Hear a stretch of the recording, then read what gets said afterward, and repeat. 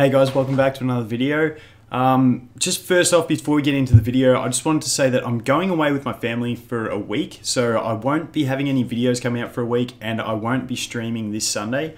The next time you guys will see me will be the following Sunday for my stream, because I get back on the Saturday, and then obviously the videos will start rolling out again after that. But yeah, just letting you guys know, sorry that there won't be a stream this weekend, but I'll catch you all when we get back.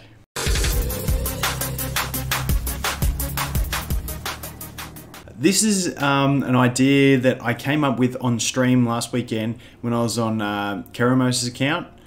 We were just playing through some arena, and he was using the Fire Nymph as his fastest unit to boost attack bars and attack. And then he was using the Earth Zealot in the team as well, so you had double boost. But the cool thing about it was that when the Earth Zealot moved, it would reduce the cooldowns of the Nymph, and the Nymph's boost would be up again, so you could essentially get 2 full turns of your team in one go. So I've just basically replaced the Zealot with the Wind Crusader, and it's essentially the same thing, and it's a really cool strategy, provided you can get your Nymph fast enough. So the idea behind the team is your Nymph goes first, 60% turn bar boost, which is huge.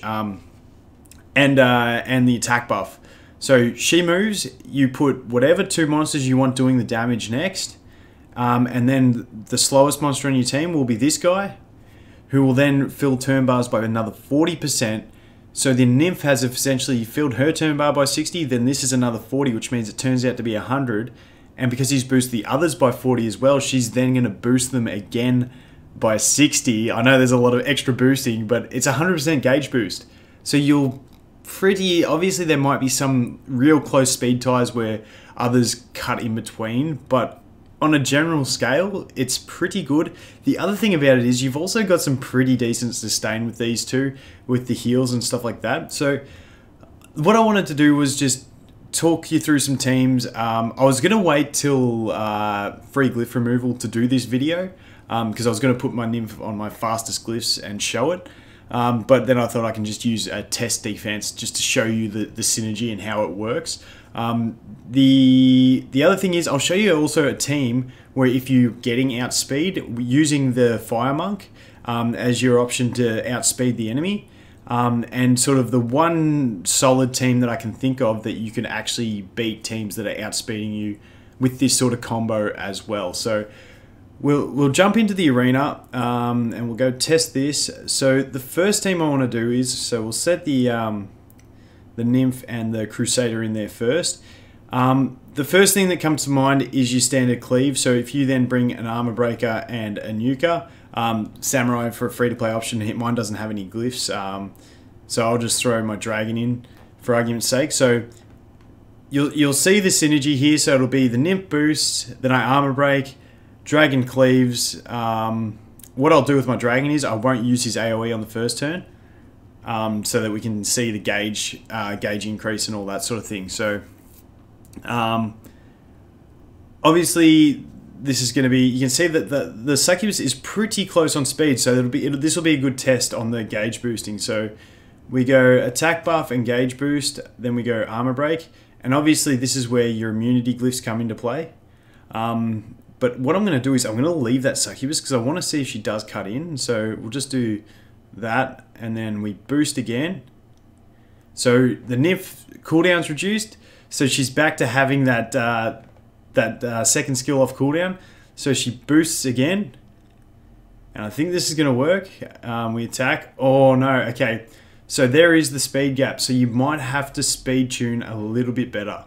But like I said, you can always first kill that the speed threat enemy, aim to kill them first, and then you can cleave again. So that's the basic gist of it. Obviously this team sucks against immunity glyphs. So the other thing I was something I've been using in my arena offense is just using double nuker. Obviously it depends on the enemies, like how tanky they are and stuff like that.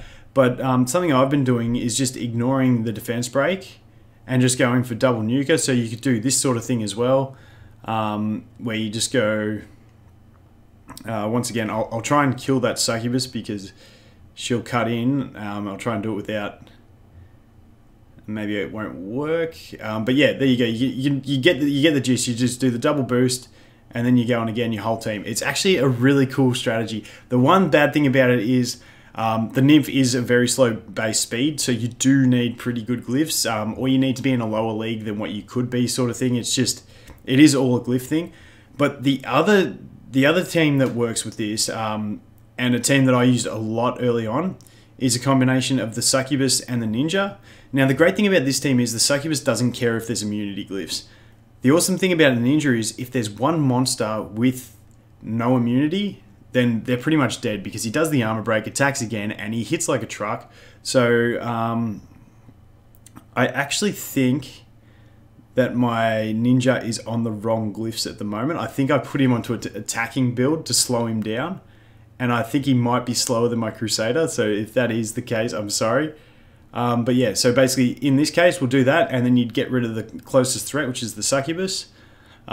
Keep tapping someone. Okay, the synergy is out on that, but don't worry about that.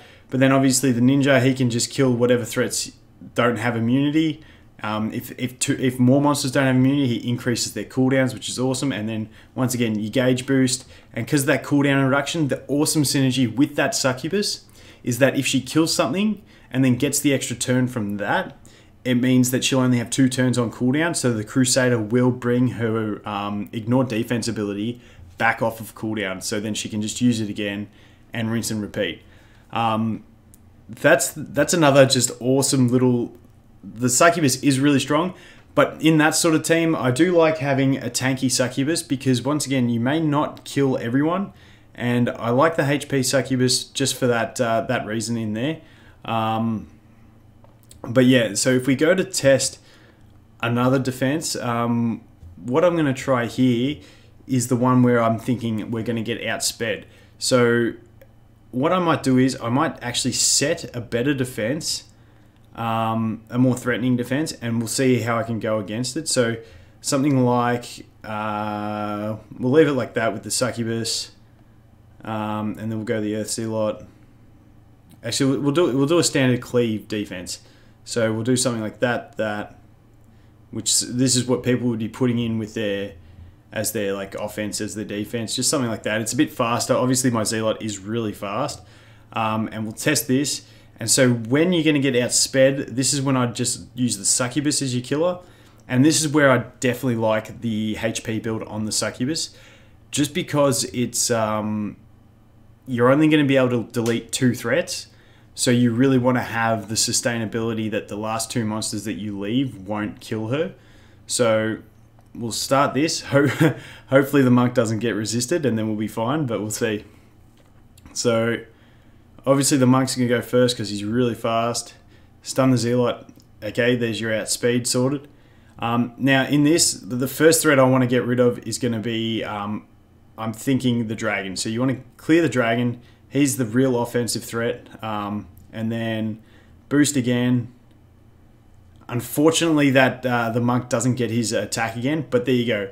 The diva was really close speed sync to my succubus, and the succubus still gets to go again. Obviously, because she is high speed built for that, so she ignores the cutting gap. And so after this, I'm just going to kill that diva so she can't stun me and reduce my attack bars and stuff like that.